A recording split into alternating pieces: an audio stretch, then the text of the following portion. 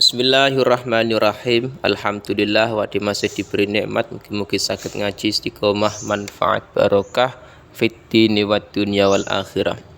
Bismillahirrahmanirrahim. Qauluhu wa waqtu dzabhi min waqti sholatil aidi ila ghurubi syamsi min akhiri ayyamit tasyrik. Iki membahas tentang udhiyah atau kurban, waktunya penyembelihan itu kapan. Jadi kurban itu suatu kesunahan yang dilakukan pada waktu kapan. Lah ini nanti akan dibahas.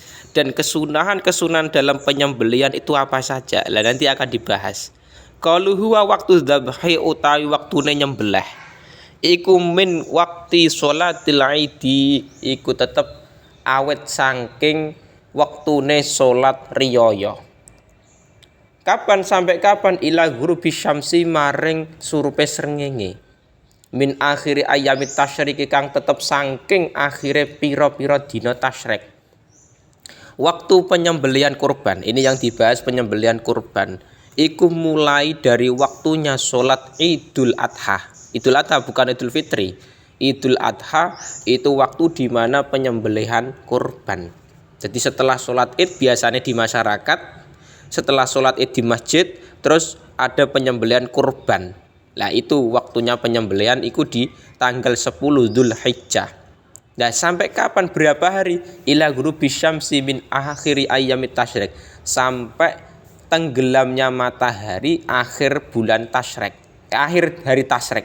Jadi tanggal 10 Dzulhijjah, hari raya Idul Adha, itu waktu mulai penyembelihan kurban. Terus ditambah 3 hari setelahnya, berarti tanggal 11 Dzulhijjah, 12 Dzulhijjah, 13 Dzulhijjah. Batas terakhir 13 Dzulhijjah atau hari tasyrik terakhir itu setelah sampai maghrib.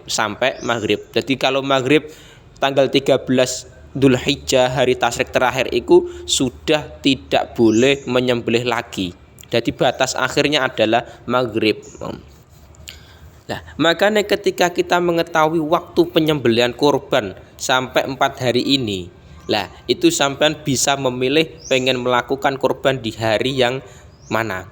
Di hari Idul Fitri, Idul Adha ya silakan, setelah Idul Adha hari tasyrik pertama ya silakan, yang kedua ya silakan. Iku monggo silakan, boleh-boleh saja.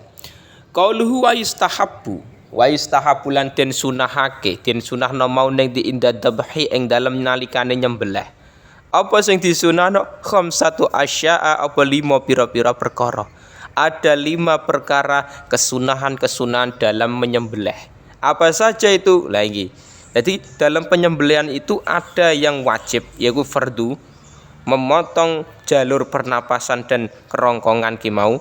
Ada yang sunnah. Lah sunnah ini dalam kitab ini, versi kitab ini ada 5 perkara. Sing pertama atasmiyatu, rupane maca basmalah. Jadi membaca bismillah itu hukumnya sunnah dalam penyembelihan.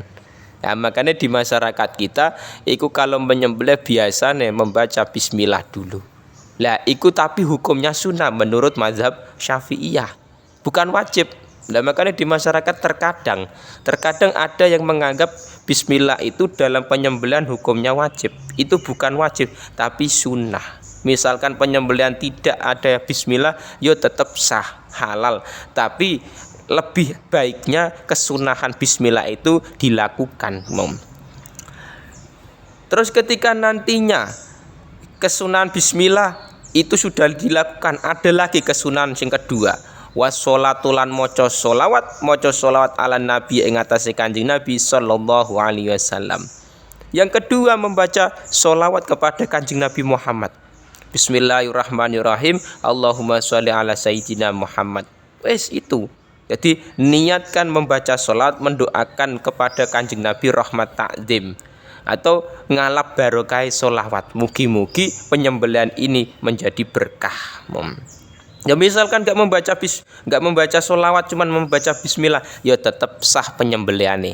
Wong solawat itu sunnah, bukan wajib dalam hal penyembelihan kewan kimau. Wastiqbalul kiblati, lan madhep kiblat.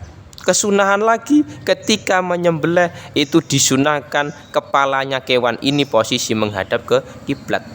Jadi mulai kepala sampai badannya itu diiringkan menghadap ke kiblat. Nah, itu sunnah seperti itu, tidak wajib. Jadi misalkan kok menghadap ke wetan, ke timur, ya tetap sah. Tapi kesunahane itu dihadapkan ke arah kiblat. Kepala sampai tubuhnya itu diiringkan biasanya ke arah kiblat. Itu tidak wajib. Wa takbiru lan maca takbir, Allahu Akbar, Allahu Akbar, itu sunnah, tidak wajib. Biasanya dalam penyembelihan itu ada, misalkan penyembelihan kurban di masjid atau musola, terus ada takbir dulu, itu tetap sunnah. Wa du'a'u lan maca lan donga bil qabuli kelawan qabul ku diterima. Jadi yang kelima kesunahane penyembelihan itu nanti berdoa supaya sembelihan ini diterima oleh Allah. Caranya doa bagaimana? Dalam Fathul Qorib, Allahumma hadihi minka wa ilaika fataqabbal hadihil udhiyah ni'matun minka alayya wa taqarrabtu biha ilaika fataqabbal ha minni. Jadi minta kepada Allah, ya Allah, jenengan terima korbanku ini, nikmat dari panjenengan, nikmat dari engkau, dan aku mendekatkan diri kepada engkau, semoga engkau menerima korbanku ini. Nah, itu doa yang penting, sunnah dalam hal penyembelihan kimau. Misalkan tidak berdoa seperti itu, ya tetap sah penyembelihannya, tapi lebih afdolnya kita meminta kepada Allah, mugi-mugi apa yang kita korbankan hewan iki mugi-mugi bisa menjadi bermanfaat dan berkah. Itu seperti itu caranya. Ya mau perlu memang kita mau berdoa kepada Allah, minta kepada Allah. Qaluhu wala ya'kulu lan ora mangan, wala ya'kulu lan ora mangan sapa al-mudhahi, sapa wong kang korban, ora mangan mau syai'an ing suwiji-wiji bayane minal udhiyati sangking hewan korban, sifate udhiyah al-mandurati kang denazari. Jadi kewan korban yang statusnya adalah dinazari, maka tidak boleh orang yang korban itu ikut memakannya. Misalkan Zaid nazar, jadi hukum asal korban ini kan sunnah, hukum asal. Tapi ketika Zaid iki bernazar, nanti ketika Zaid itu bisa ranking 1 kelas, peringkat 1 kelas, dia mau bernazar ingin korban kambing misalkan. Nah, ternyata ya ranking 1 peringkat 1 kelas akhirnya bernazar kambing disembelih sebagai korban. Nah, status hewan korban yang dinazari itu menjadi wajib. Jadi asli nih hukum asal nazar, hukum asal penyembelihan korban kan sunnah, tapi ketika sudah dinazari demikian maka hukumnya wajib. Nah, status hewan korban yang dinazari, maka orang yang korban tidak boleh ikut memakan, tidak boleh ikut memakan. Lah nek korban biasa tidak nazar bagaimana?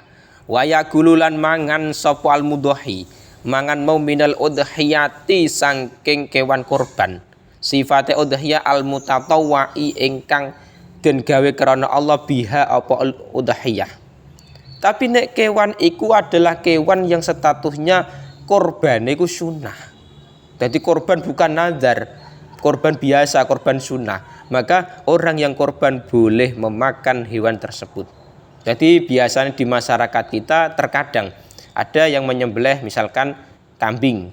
Nah, sebagian dagingnya itu diberikan kepada orang yang korban. Itu boleh-boleh saja ketika memang itu bukan korban nazar, korbannya korban sunnah.